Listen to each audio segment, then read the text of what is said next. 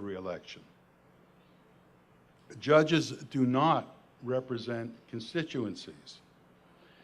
And unlike legislators, they are bound to use reason to get to the results. Cases are often presented to a court, especially a high court, specifically because there is no precedent directly on point. So what does a court do?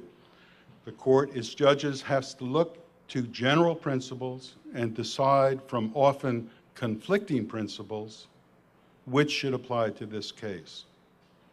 The choice results in new law. And in that sense, law is made, and even those judges who talk about the fact that you shouldn't be making law understand that in that sense, law is made. The argument is not really about the need to make law, but rather the extent to which judges should make law. Small changes tend to be acceptable. Larger changes are sometimes needed to achieve justice, but are more difficult for a society to accept.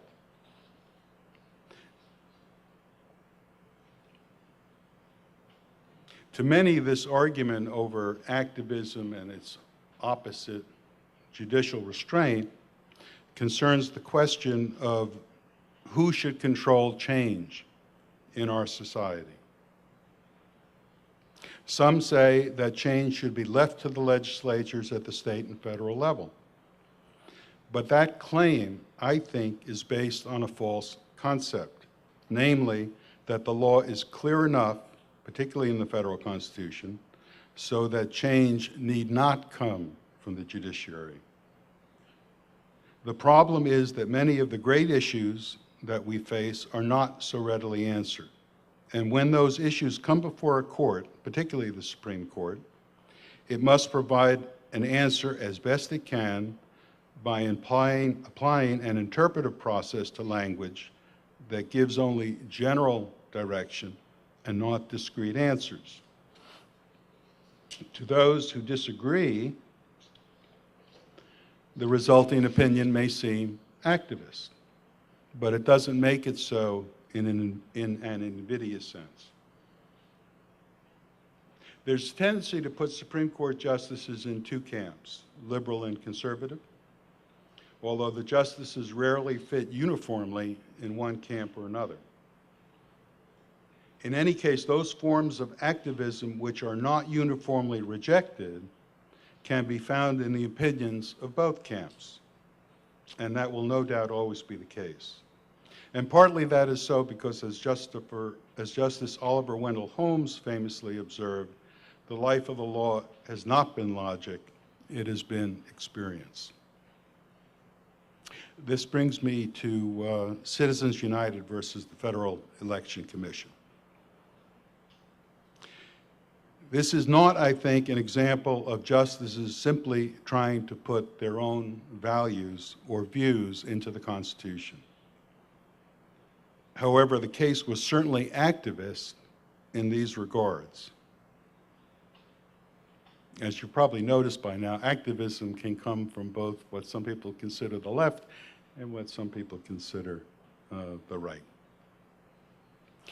This case obviously could have been decided on the initial grounds that were submitted to the court by the parties.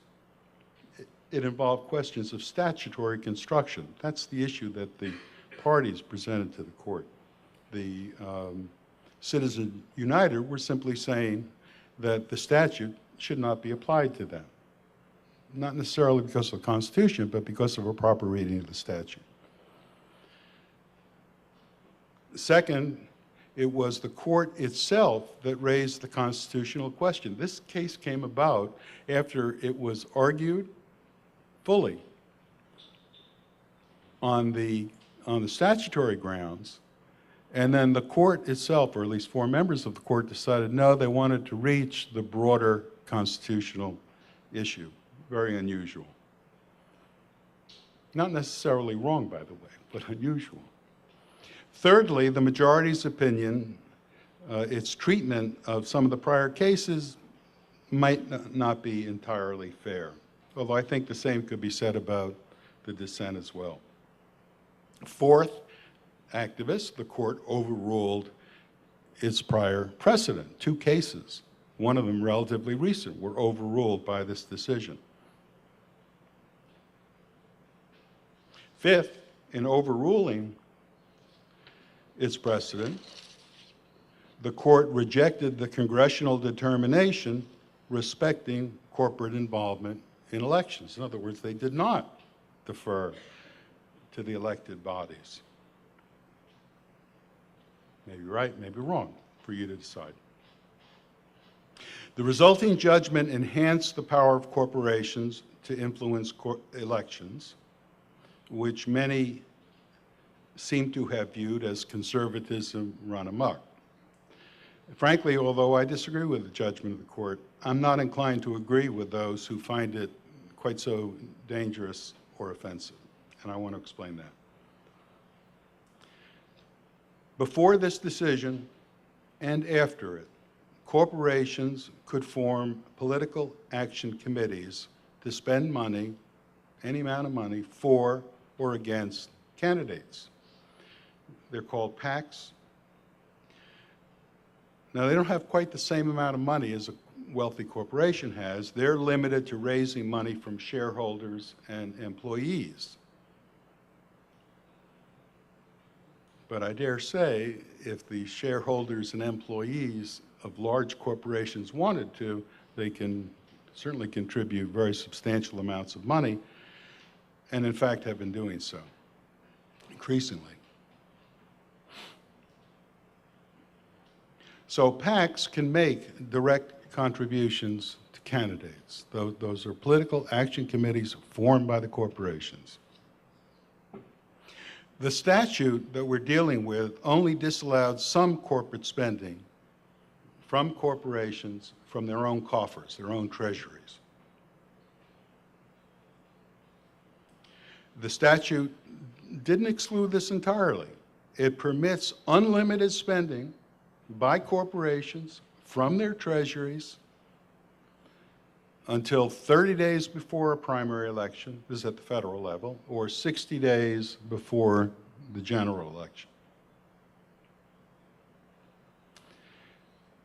Also, this case left untouched a prohibition that goes back to 1907 to a statute enacted by Congress, which prohibited corporations from making direct contributions to candidates. That's still not allowed, and it's not allowed on the theory that that would be too corrupting, or at least would appear to be too corrupting.